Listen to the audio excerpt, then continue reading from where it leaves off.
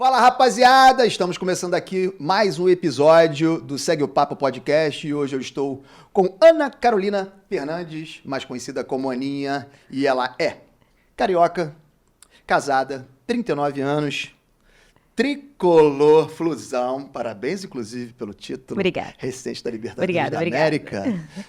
Imagino que tenha sido uma emoção muito grande, a gente vai falar ao longo do nosso bate-papo sobre isso. E a história da Aninha é o seguinte, foi diagnosticada com câncer de mama metastático em 2014 e é paciente há 10 anos. E eu quero que você passe toda essa tua história para a rapaziada. Vambora.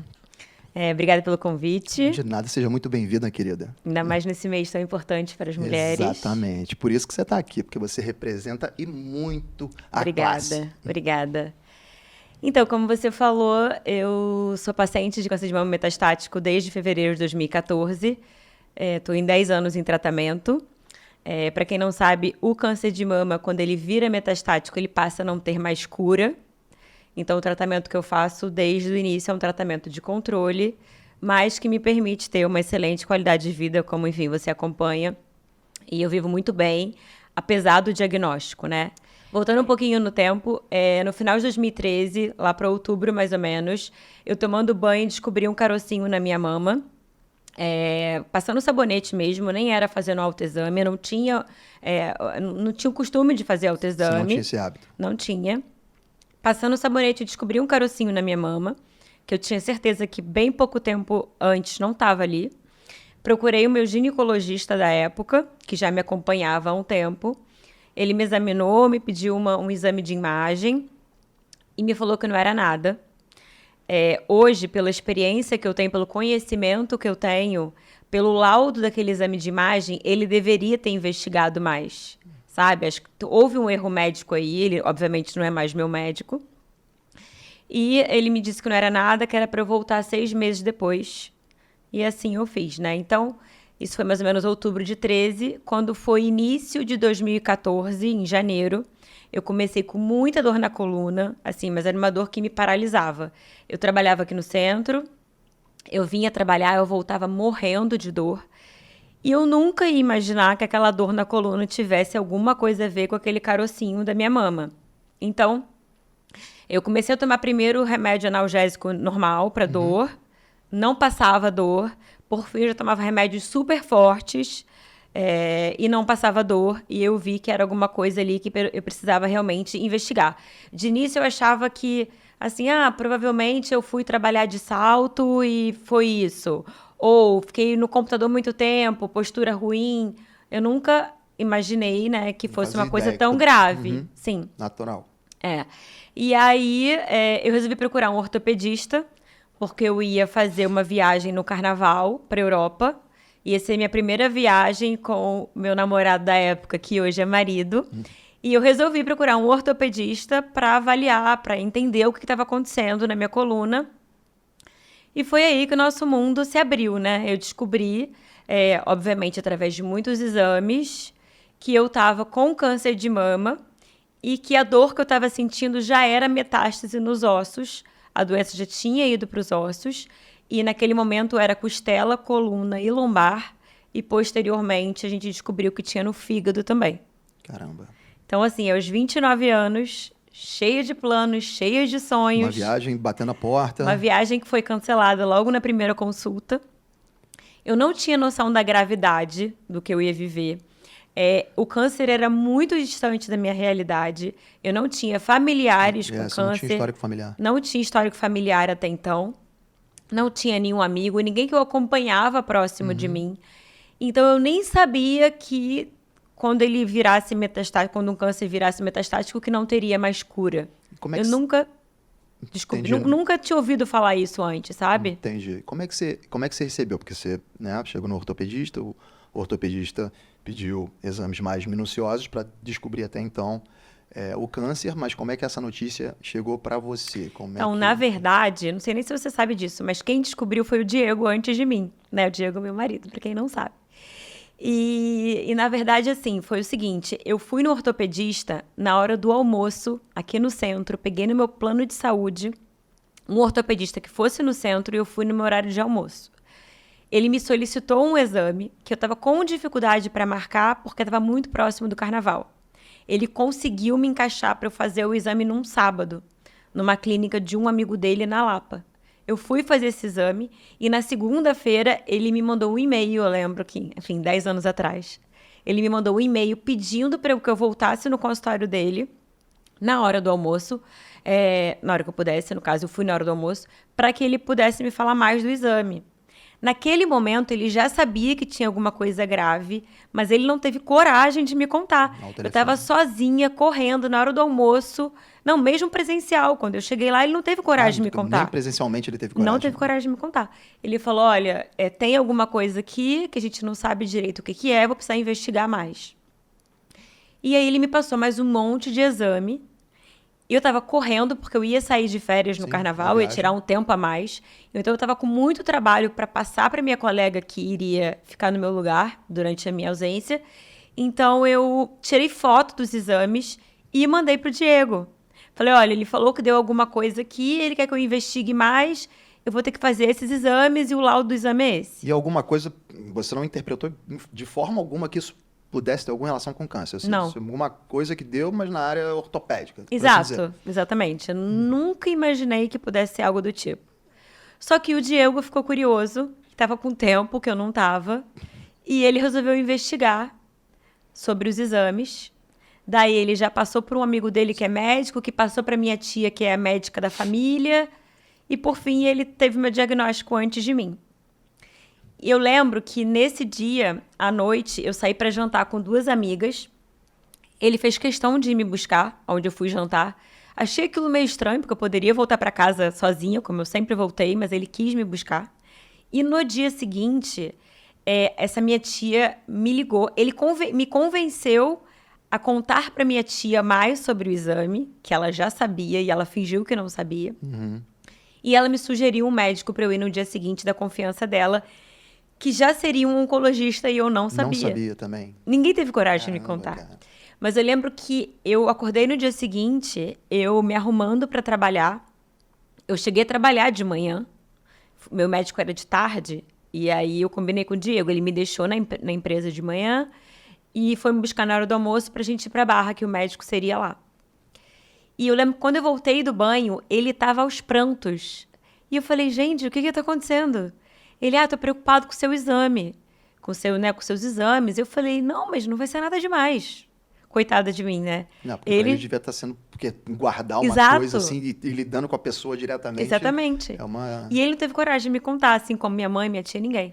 E aí no dia seguinte, quando eu cheguei na tal clínica, que eu achei que seria uma clínica de ortopedia, e era uma clínica já de oncologia, e na recepção da clínica, eu fazendo a minha ficha, primeiro que eu cheguei lá e vi, né, aquele ambiente ali muito clássico de clínica oncológica, né, mulheres sem cabelo, com lenço, achei aquilo meio estranho. Uhum. E quando eu fui fazer a minha ficha, eu lembro que a recepcionista falou algo do tipo, nossa, você é tão nova, já passando por isso, vai ficar tudo bem. E aí, na hora, eu olhei para minha mãe caiu no choro e eu falei, bem, não é bem assim, né? Tem alguma coisa aqui, e aí foi assim que eu soube. E aí eu fui na consulta médica, eu não sabia da gravidade, provavelmente eles tiveram tempo para 24 horas, né, mais ou menos, para poder investigar o que eu estava vivendo, e eu não sabia. Para poder te passar a informação, né? Agora de maneira correta Exato. E completa, né? Sim. E aí, o médico passando as informações do que eu ia passar, né, do que eu ia viver, e eu perguntei, mas eu vou poder fazer minha viagem? Ele deve ter me achado, tipo, muito louca, do tipo, ela não tá entendendo. Eu não poderia carregar a minha bolsa a partir dali. Como eu tinha a doença na coluna, o medo dele era eu ter alguma fratura ou a doença chegar na medula, que aí me daria problemas neurológicos e tudo mais. Então, assim, a partir dali, minha vida virou do avesso. Eu saí do trabalho nesse dia para ir num médico e eu nunca mais voltei. Você trabalhava com comércio exterior aqui comércio no exterior, centro da cidade. Eu trabalhava numa empresa de óleo e gás, na parte de importação e exportação. E aí eu conversei com a minha chefe, falei que eu tinha um médico importante. A minha mãe ligou para ela, sem eu saber.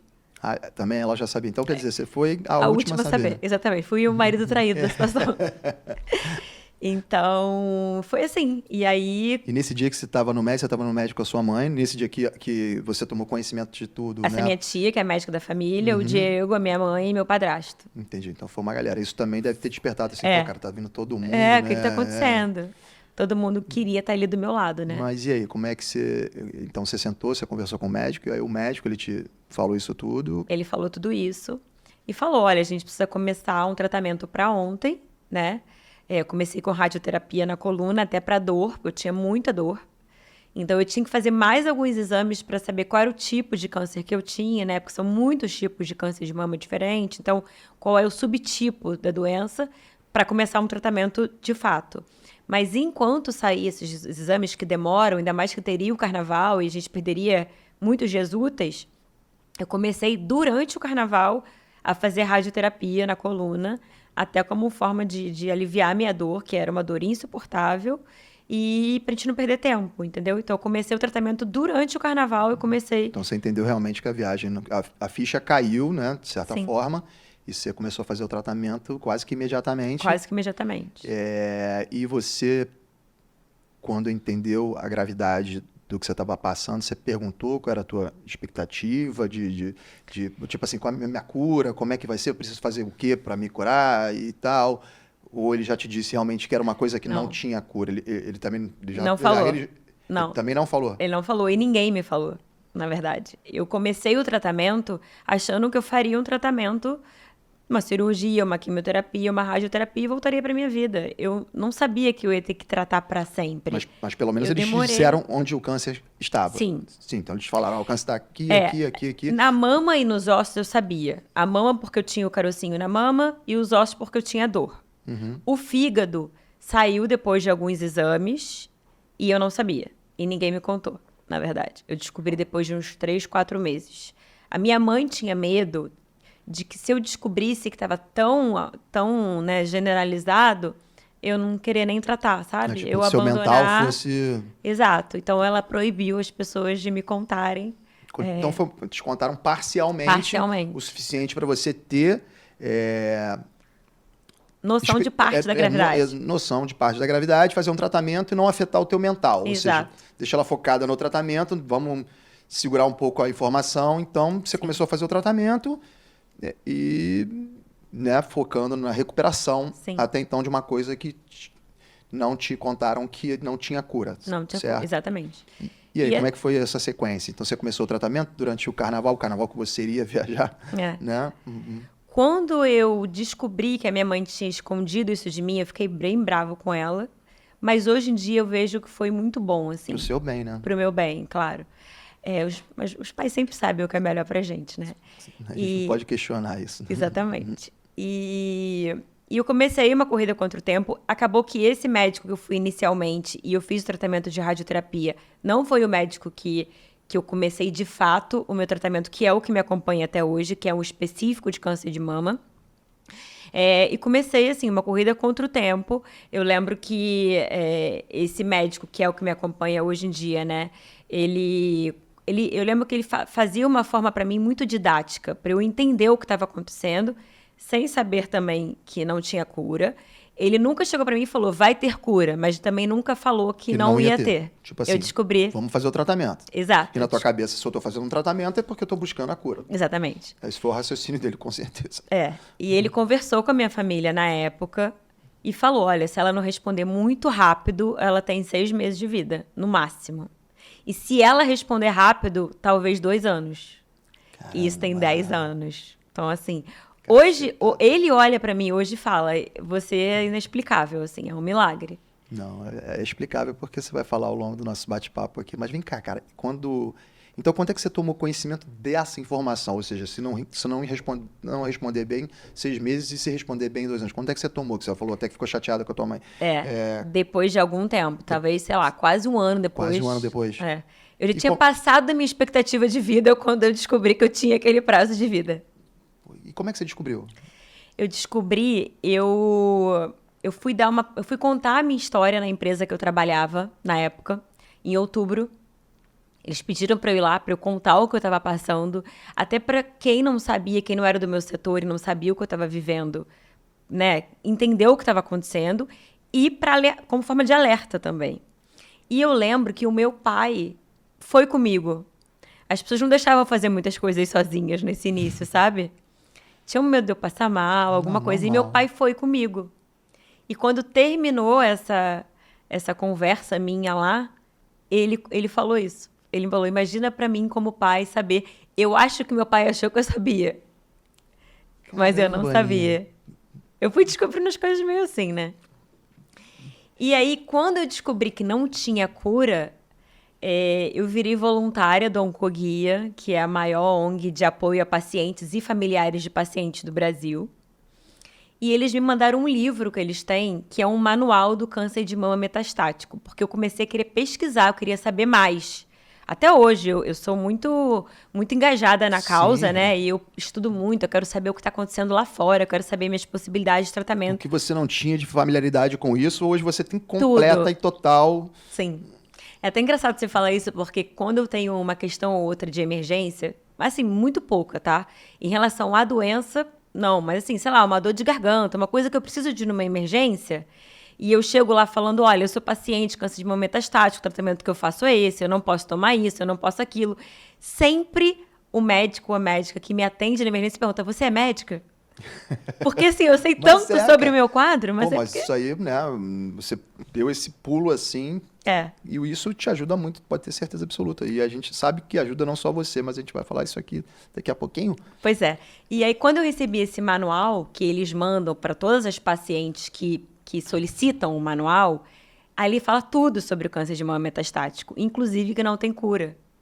E aí eu lembro que eu lendo o livro, eu liguei pro Diego durante o dia e falei, você sabia que não tem cura? O Diego ficou mudo do outro lado da linha, tipo, só você que eu não sabia, né? Enfim. E é por isso que existem tantas campanhas, principalmente em outubro, né? E a gente está falando sobre isso agora, nesse mês, o que é maravilhoso, né? Porque a gente tem que se cuidar o mês inteiro. Em prol do diagnóstico precoce. Sim, a importância, né? Que você mesmo confessou que não fazia o autoexame, né? Sim. Eu era muito nova, né? Eu tinha 29 anos. O que eu fazia era ir uma vez no ano no ginecologista, fazer exames de preventivos. A grande maioria faz, né? Mas assim, a gente fala tanto disso porque um câncer de mama descoberto inicialmente, as chances de cura são de mais de 90%. E quando ele vira metastático, passa a não ter mais cura. Então...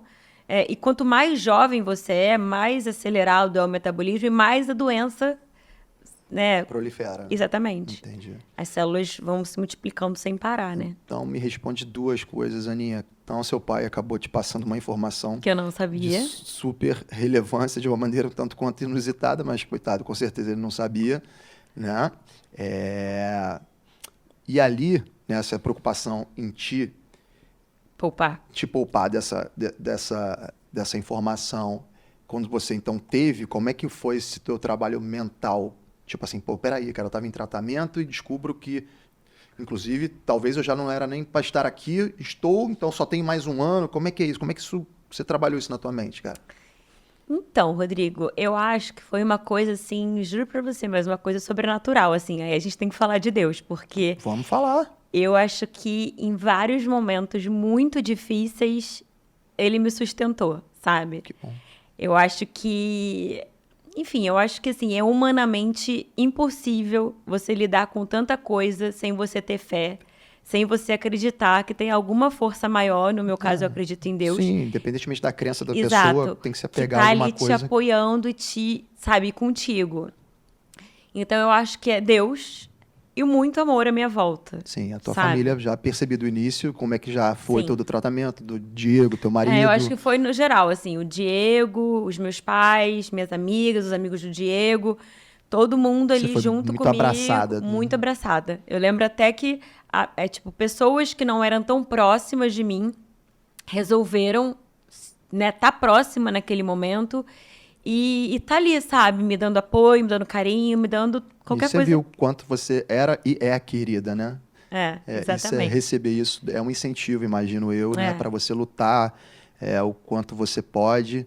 E fora esse apoio que você recebeu familiar, né, do marido, você começou a estudar sobre a doença em si, e você buscava alguma forma também de ver histórias de pessoas de repente, parecidas com a sua, para poder, né, falar assim, pô, essa pessoa aqui passou pelo mesmo problema que eu e tá aí, entendeu? Tá na luta. Como é que foi? Você... Sim. Eu comecei a ler livros e pesquisar histórias bem-sucedidas. Se você tinha um caso para falar do filho da sua vizinha que morreu de câncer, eu não queria nem saber. Eu queria focar em histórias que deram certo e o que aquelas pessoas estavam fazendo para que desse certo. E aí eu li alguns livros, né, de histórias, né, de biografias de pessoas, inclusive pessoas famosas, enfim, Janequine, algumas pessoas que deu certo. E comecei a procurar nas redes sociais mulheres passando pela mesma coisa que eu estava passando. Porque uma coisa é um médico falar o que você vai sentir ou não vai sentir. Outra coisa é você conversar com uma pessoa que esteja vivendo a sua realidade, que tem os seus medos, seus anseios e, sim, está passando por aquilo. E na época eu tive muita dificuldade de encontrar.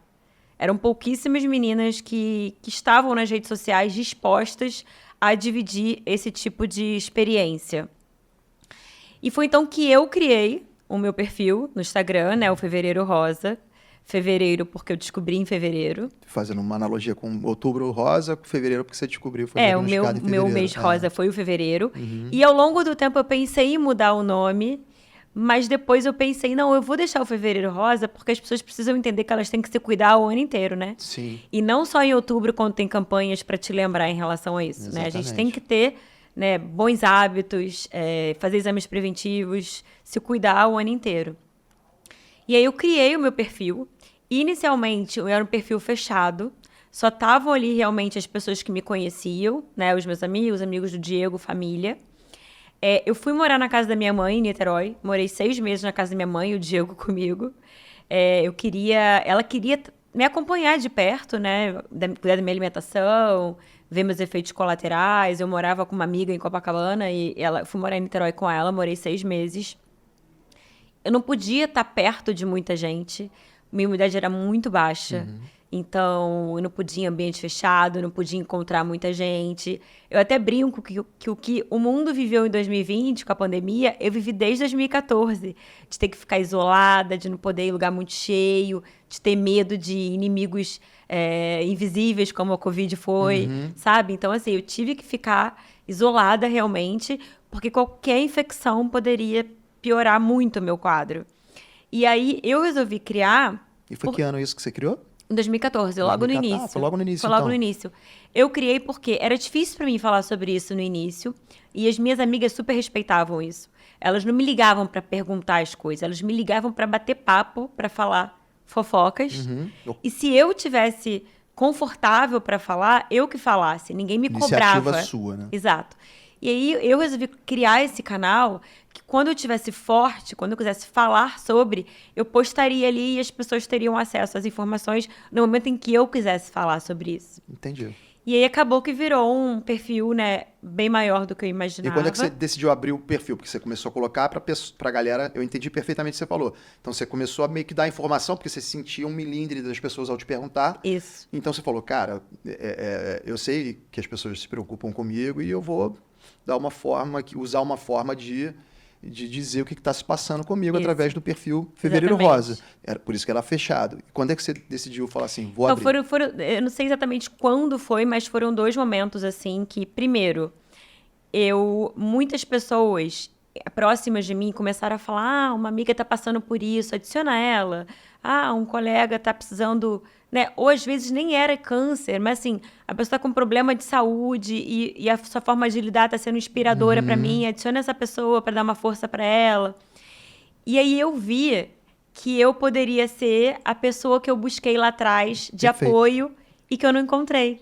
Como é que a vida é, né? Eu vi o quanto que eu poderia ser, e hoje eu sei que eu sou, muito importante para outras pacientes que querem trocar ideia, que querem trocar informação, né, que querem acompanhar ali a minha vida, porque vivem, assim, diagnósticos parecidos, né? Sim, então quer dizer, a pessoa que hoje joga na internet buscando a mesma ajuda que você buscava no passado, hoje tem o Fevereiro Rosa como referência. Exatamente. Entendeu? Nessa questão de esclarecimento sobre a doença, uma doença tão grave, o que se pode fazer preventivamente, né, para minimizar o risco de chegar a um patamar de não ter cura. Então, por isso que você é uma abençoada porque você não se preocupou só com você mesmo, se preocupou com os amigos de prestar um esclarecimento inicialmente e hoje é aberto para todas as pessoas que estão passando por esse problema ou problemas de saúde, como você bem disse. Pois é. Parabéns por você ter criado Obrigada. esse perfil e Obrigada. maravilhosa essa história. Mas vamos lá. Então, isso você abriu e começou a passar a informação, você praticamente diariamente posta, então sigam lá, rapaziada, Fevereiro Rosa, a gente vai colocar aí na edição. E aí a coisa foi crescendo, e me diz aí o que você desenvolve hoje em dia a partir desse perfil que você criou. Cresceu de uma forma que eu nunca imaginei, nem nunca foi minha intenção, né? Mas há quase 5 anos já eu dou muita palestra em empresa, principalmente em outubro, que é quando o pessoal mais procura, né? Já fiz trabalhos ali pelo Instagram para as principais redes de saúde do Rio e do Brasil, os principais grupos de saúde, os principais hospitais. Todo ano eu faço, trabalho para eles. Enfim, eu resolvi realmente ficar engajada na causa e estudar cada vez mais sobre o meu caso, sobre o câncer. Acompanho até política pública, enfim. Eu trato pela rede privada, mas tem muita paciente ali que trata pela rede pública. Então, e muita gente com falta de informação de qualidade, sabe? Então, o que eu puder aprender para passar para essas pessoas de forma mais didática, eu vou fazer. Eu acho que é como uma missão de vida, sabe? Sim. Eu acho que eu passei por isso, não foi à toa. Eu precisava crescer, precisava aprender alguma coisa e ajudar outras pessoas que têm menos informação de qualidade que eu. Uma mentalidade excepcional. E eu vejo, eu acompanho, você abre caixa de pergunta e responde de uma maneira que você se expressa muito bem e de uma maneira bem didática. Enfim, para quem não está passando por esse problema, para quem, né, enfim, entende perfeitamente todo... Sim. E sem contar o teu astral, a forma com que você passa, né? Tipo assim, você com certeza é uma fonte inspiradora para as pessoas e as pessoas olham ali e se sentem motivadas a batalhar e a lutar. Mas vamos lá, você falou que faz as palestras e o que você embaixadora também de um negócio que eu sei. Fala aí para o pessoal. Em outubro do ano passado, a equipe da Tardezinha, né, do Thiaguinho, entrou em contato comigo, por eu ser muito pagodeira também. Aquela carioca, né? Exato. E aí eles entraram em contato comigo, me convidaram para ser embaixadora do projeto Outubro Rosa, da Tardezinha. E aí tem um vídeo meu, né, falando rapidinho informações principais de autocuidado, que está postado no meu feed junto com a Tardezinha, uma collab. Senhoras e senhores, que momento! Por eu ser paciente de câncer de mama há quase 10 anos, já falei mais sobre isso nos stories, e pagodeira desde sempre, a equipe da Tardezinha me deu uma super missão. Caraca, moleque, que dia, que isso? Eles distribuíram panfletos, passaram um vídeo durante a Tardezinha. De outubro até dezembro tinha informação em relação ao câncer de mama. Aí a Tardezinha parou esse ano, volta em 2025. E eu espero continuar nesse projeto aí, que eu tenho um orgulho. Vai continuar. E vamos lá, né? Então você criou o perfil, você começou a passar informação praticamente diariamente, né? Sim. E o que é muito legal. E você, menina, como é que tá esse controle? Como é que foi esse período de 10 anos, né? Conta um pouquinho pra gente. Então, você foi diagnosticado, depois você descobriu que não tinha cura, mas aí como é que você foi fazendo esse tratamento? E como é que foi ao longo desses 10 anos? Você teve algum momento que você, cara, não tá legal? E, enfim, como é que... Ao longo desses 10 anos, eu não fiquei nem um dia sem remédio, né? Eu tomo remédio todos os dias, inclusive hoje. Nos primeiros 5 anos, mais ou menos, eu fazia o tratamento convencional, mas o resto da minha vida estava igual, em relação a hábitos. Eu nunca fui de beber, nunca usei drogas, nada disso, então, enfim. Mas eu não tinha a melhor alimentação do mundo, eu não tinha os melhores hábitos do mundo. E eu nunca entendi que aquilo era realmente necessário para mim. Eu achava que bastava eu não ter hábitos ruins, que eu já estava tendo hábitos bons. E não é bem assim. E aí eu fazia o tratamento convencional e durante os primeiros 5 anos eu tive progressão da doença muitas vezes. Então, na verdade, assim, eu tive meu primeiro diagnóstico e após isso foi como se eu tivesse tido um novo diagnóstico muitas vezes. Porque eu começava a fazer uma medicação Em algum momento a doença ficava resistente àquela medicação. E para mim era como se fosse uma nova doença, porque eu tinha que mudar todo o protocolo de tratamento. Então seriam novos medos, novos efeitos colaterais, sem saber se daria certo ou se não daria, porque algumas pessoas assim, simplesmente não respondem a tratamento. Não tem explicação para aquilo, sabe? Então, enfim, eu fiquei assim muito tempo trocando de tratamento e vendo o que ia dar. Servia, o que não servia. E às vezes o tratamento durava, sei lá, 6 meses, 9 meses, e trocava tudo de novo.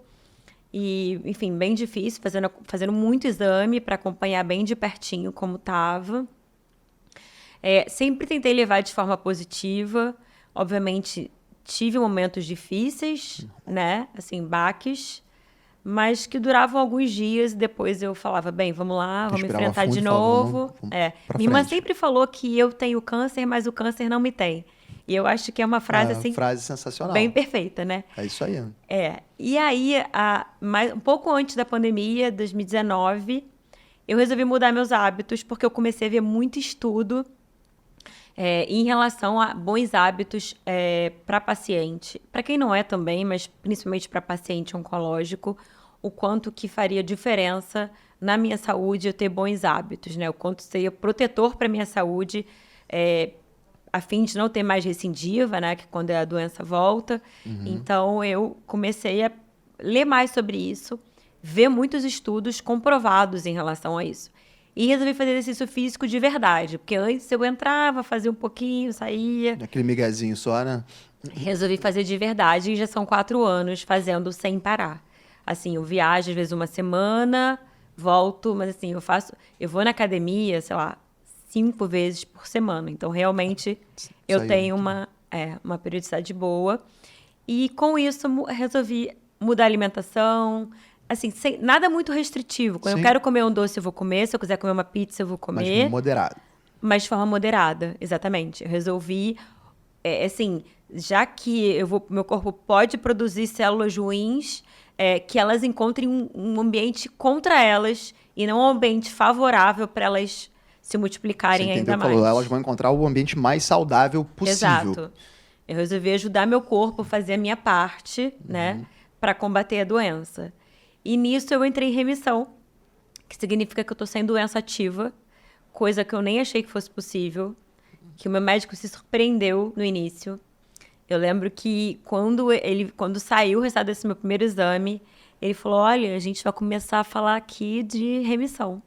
E eu não acreditei. Eu lembro que eu liguei pro Diego, eu lembro onde eu estava quando eu liguei para contar. Ele falou que de remissão, assim, a gente nem imaginou que em algum momento eu ficaria zerada de doença. E isso, no meio do ano, faz 5 anos. 5 anos. 5 anos. Cara, que legal. Então, assim, obviamente eu tomo minha medicação, né? Que é uma medicação oral.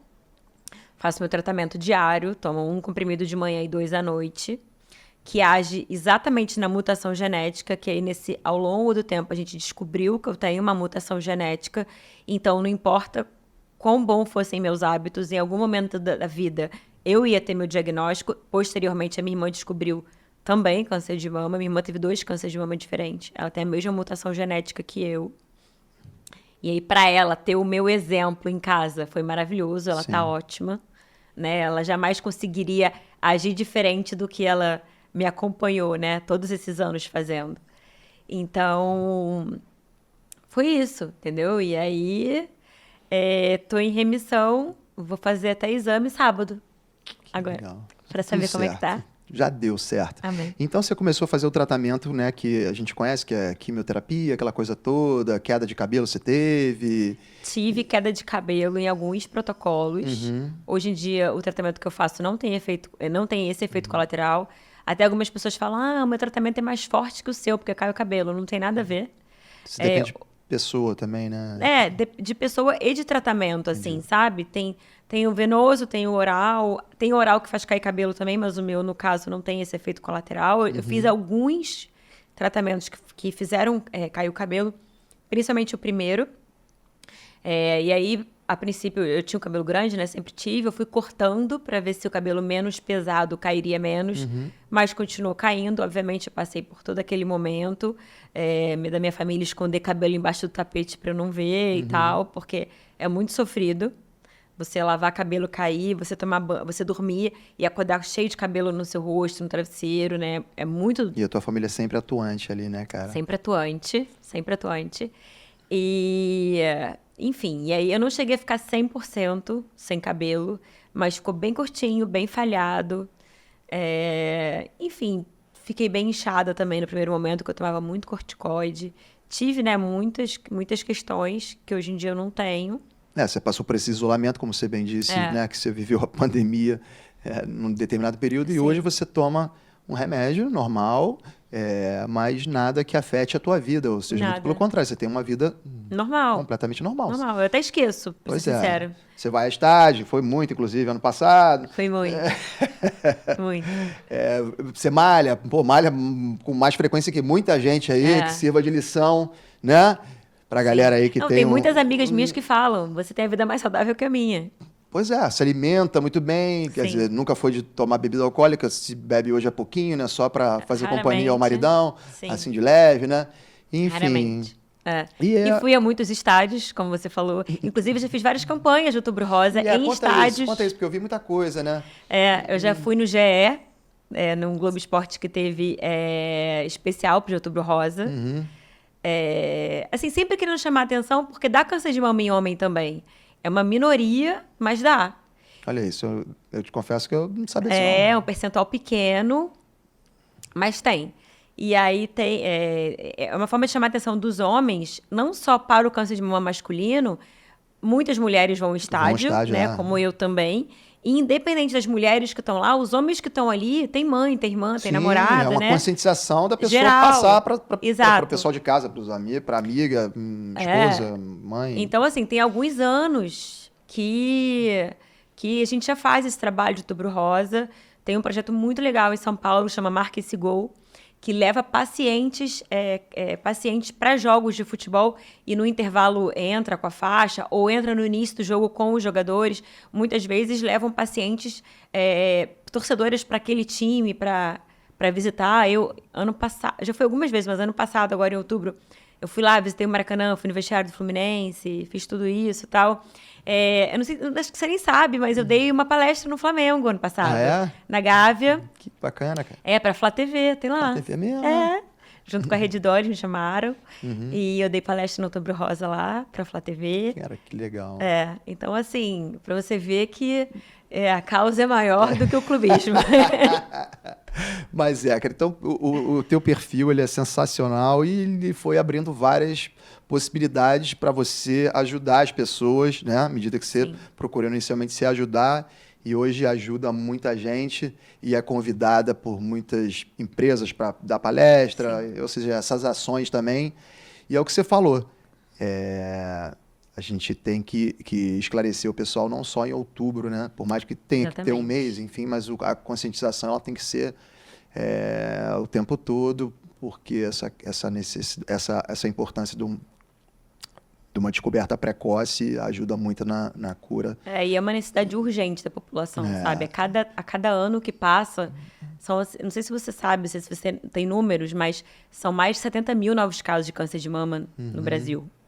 É muita coisa. Eu não sei qual é o estudo que se tem, por exemplo, de quantas pessoas têm noção do autoexame ou fazem um autoexame, né? Então, ou seja, só se preocupam com aquilo que você falou inicialmente, que até você fez uma meia-culpa, tipo, eu ia de 6 em 6 meses, né, no ginecologista. Assim, é muito importante falar de autoexame como forma de conhecimento, de autoconhecimento. Uma mulher que faz autoexame, se der uma diferença de um mês para o outro, ela conseguiu perceber inicialmente que aquilo ali não estava no mês anterior. Mas é importante falar também que não substitui os exames de imagem. Não, sim. Sabe? Quando você descobre uma coisa no exame de imagem, é uma coisa muito menor do que uma coisa que você já consiga apalpar no exame no autoexame, entende? Então, a gente até tem poucas... Diminuíram a quantidade de campanhas em relação ao autoexame, porque muita gente achava que o autoexame é suficiente. Entendi. E não substitui exames de imagem, sabe? Então, enfim, como forma de prevenção, bons hábitos, dormir bem, cuidar das emoções... tudo isso é bebida alcoólica, cigarro, tudo isso. Hábitos saudáveis, né? No E geral. fazer o exame sempre, o autoexame é ok, mas não é o suficiente. Buscar sempre estar indo ao médico para fazer Exatamente. tudo certinho, né? E, enfim, poder mapear como é que tá a saúde. Exatamente. Aninha, você é um exemplo mágico de perseverança, Obrigada. de fé, de ajuda, de tudo. A gente está entrando aqui na nossa reta final, mas eu queria que você falasse uma última coisa, que você passasse um recado para a mulher, assim, diante dessa tua experiência toda, né? Que você está há 10 anos aí, dessa remissão que, graças a Deus, aconteceu, e você vai fazer o próximo exame, vai continuar tudo dando certo na tua vida, porque você merece demais. E passa um recado, né, pro pessoal, não vou nem falar só pra mulherada não, como você mesma disse, né, a pessoa que tem uma mulher na família, enfim, tá aí, passa um recadinho pra galera do Segue o Papo aí. Então, na verdade, o meu recado é para todo mundo, não só para mulheres, né? Eu acho que a gente tem que se conscientizar em relação a bons hábitos, como eu estava falando agora há pouco. Não só para o câncer, mas para, enfim, doença cardíaca, diabetes, né? A gente tem que se cuidar mais, cuidar dos hábitos realmente. Se você parar para pensar que, por exemplo, no meu caso, eu tinha uma predisposição a ter, mas a maioria das mulheres não tem. Eu não sei se você sabe disso, mas antigamente a gente falava muito do câncer ser uma coisa hereditária, né? Quando alguém descobria um câncer, falava, tem casos na família? Hoje em dia, só 20% são de casos na família, 80% são de hábitos ruins. Eita. Então, assim, a gente vive uma vida muito corrida, que come qualquer coisa, que o exercício físico nunca é prioridade. E quando eu falo de exercício físico, eu não estou falando para a pessoa fazer crossfit ou fazer, né? Mas, enfim, E as pessoas, às uma vezes, pensam na caminhada. estética, né? Pensam na estética, não Exatamente. estão preocupadas muitas das vezes com a saúde em si, né? Exatamente, assim, não param de sair estudos. Eu acompanho os maiores oncologistas do Brasil, assim como o meu, e é uma coisa que assim, já está comprovado o quanto a atividade física é protetor, assim como a alimentação saudável, assim como dormir bem, assim, é extremamente importante durante a noite que a gente produz células de defesa para o nosso corpo. Cuidar das emoções, tudo isso é muito protetor para a nossa saúde e a gente acaba deixando em segundo lugar. Então, usem o meu exemplo, né? Usem o meu exemplo para fazer alguma coisa, para dar uma chacoalhada. A gente está no início do ano, a gente tem tempo aí para mudar, né? Com certeza, sempre é tempo. Aninha, foi um prazer muito grande te receber aqui. Parabéns pela tua história. Obrigada, Parabéns querida. pela Obrigada a você pelo tua convite. força. Você é uma guerreira tricolor. Fazendo jus aí na minha torcida, né? Exatamente. Ô, produção, antes de despedir aqui, ó, Aninha, receba Que homenagem, não só Adorei. pela pessoa que você é e pela representatividade que você tem perante as mulheres, e a gente está no mês das mulheres, então nada mais justo do que Adorei. essa homenagem. Obrigada pelo convite, pela oportunidade de estar aqui, dividir minha história e pelas flores. Adorei. De nada, foi um prazer e muito obrigado por você ter falado de tudo isso que se passou e se passa na sua vida. Vai ajudar Obrigada. muita gente, mas muita gente mesmo. Você não tem noção, aliás, você tem noção sim. E eu gostaria também de agradecer a Tulipa Flores, que foi responsável por esse lindo buquê. Então, meu amigo Flávio, Renanzinho, muito obrigado aí pelo presente que eu tô transmitindo para nossa Aninha. Então é isso.